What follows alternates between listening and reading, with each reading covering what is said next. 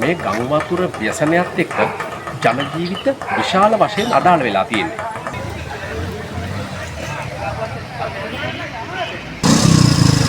වැඩි හරියක් නිවාස සම්පූර්ණයෙන්ම ජලයෙන් යට වුණා. රතු නිවේදනයේ නිකුත් කරපු වෙලාවේ ඒගොල්ලෝ අතට ගන්න පුළුවන් ප්‍රමාණයක් විතරක් අරගෙන ආරක්ෂා සහිත තැන්වල පිටක් වෙනවා. එතකොට අතට අරගත්ත දේ විතරක් අරගෙන මේ ආරක්ෂා සහිත ස්ථානයකට ආවා. ඒක මොකද ඔයගොල්ලන්ට අතට ගන්න හම්බුන්නේ නැහැ. හම්බුන්නේ කොයි හම්බෙන්නේ? කියන ඔක්කොම දේන ගැට ගාව අපිට ඉච්චර දුරට එන්නේ නැහැ කියලා බලන්න. හැබැයි දැන් ගැට ගහපු තැන් වල ඉතින් වතුර ගියා. වතුර ගියා. TV pan set each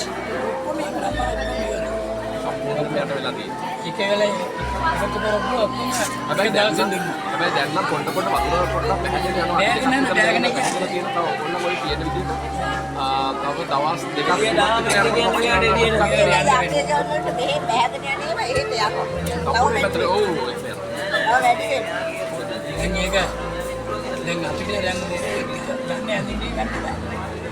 ඒ තියෙන ඇඳුම් පාවිච්චි කරගන්න බැහැ. ඊට පස්සේ ගෙවල් දොර පිළිසකර කර ගන්න සුද්ධ මුද්ද කරගන්න දෙයක්. අනිතෙන් මහපුවත් එක්කනේ ගන්න බැරි වුණා. ගැත්තේ නෙමෙයි. ඒ කියන්නේ පාවිච්චි නොකරපු දෙයක් පවා තියෙනවා. ඔව්.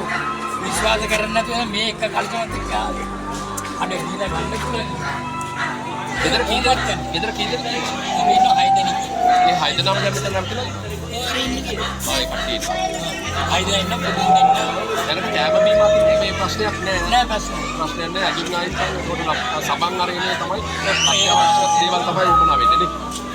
මේ වෙනකොට පදිංචි වෙලා හිටපු ගෙදරටත් උඩින් ගම් වතුර පිටාර ගලලා. දැන් මේ ආච්චි අම්මා ආරක්ෂා සහිත ස්ථානයක ඉන්නවා. රතු නිවේදනයක් නිකුත් වුණා. හැකි පමණ ඉක්මනින් ගෙවල් වලින් ඉන්න ස්ථාන වලින් ආරක්ෂා සහිත තැන් වලට යන්න කියලා. ආච්චි අම්මා මොනවද අරගෙන ආවේ? ඉතින් මොනෝ කරන්නද? මේ ටිකයි.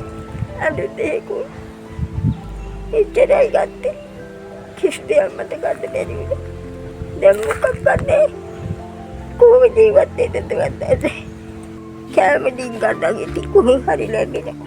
එතකොට අම්මා ඩිංග බීල මෙහෙ ටික බීල ඉන්නේ එලාදී. එතකොට මේ ආච්චි අම්මට ඇඳුම් පැළඳුම් එහෙම අඳින්න නම් කිසිම දෙයක් නැහැ.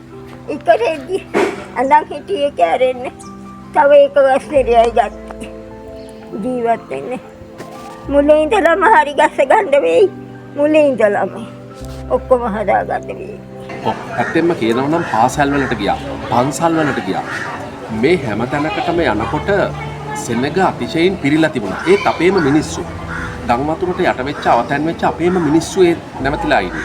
නමුත් මේ ස්ථානයට ඇවිල්ලා මේ සරත් නානායක්කාර මැතිතුමා අපේ කලාකරුවා කොළඹ ප්‍රාදේශීය ලේකම් කාර්යාලයට අනුබද්ධ සංස්කෘතික බල මණ්ඩලයේ අපේ නියෝජිතයෙක් කලාකරුවෙක්. ඉතින් මෙතුමා ඔබතුමා ඉන්නේ මහල් නිවාසයක. එතකොට උඩ තට්ටුවට ගිහිල්ලා ඉන්න කියලා හිතුනේ නැද්ද විතක? මේ මහල් නිවාසය කියන්නේ බගේම පෞද්ගලික මහල් නිවාසයක්. තත් තුනක් තියෙනවා. නමුත් අපුව ගම් වතුරින් වට වුණා. ඔව් ඇත්තෙන්ම අපි මේ වගේ කලාකාරයෝ විතරක් නෙවෙයි. ඔය අවතැන් වෙච්ච අපේම මිනිස්සුන්ව බේර ගන්න තමයි අපි මේ හැම දෙයක්ම කරන්නේ. ඉතින් එහෙමනම් ජනතාවගේ යුතුයකමක් තියෙනවා මේ වෙලාවේ. මෙන්න මේ අයට Tamanට හැකි පමණින් යම් කිසි දෙයක් ලබා දෙන්න. රෙදිපිලි වෙන්න පුළුවන්, සබන් වෙන්න පුළුවන්, ටූත්පේස්ට් වෙන්න පුළුවන්, බ්‍රෂ් වෙන්න පුළුවන්. මේ සෑම දෙයකින්ම උදව් කරන්න කලාකරුවන්ට විතරක් නෙමෙයි සෑම කෙනෙක්ම අපේම මිනිස්සු. එහෙමනම් ඔබතුමාට බොහොම ස්තුතියි මේකට සම්බන්ධ වුණා.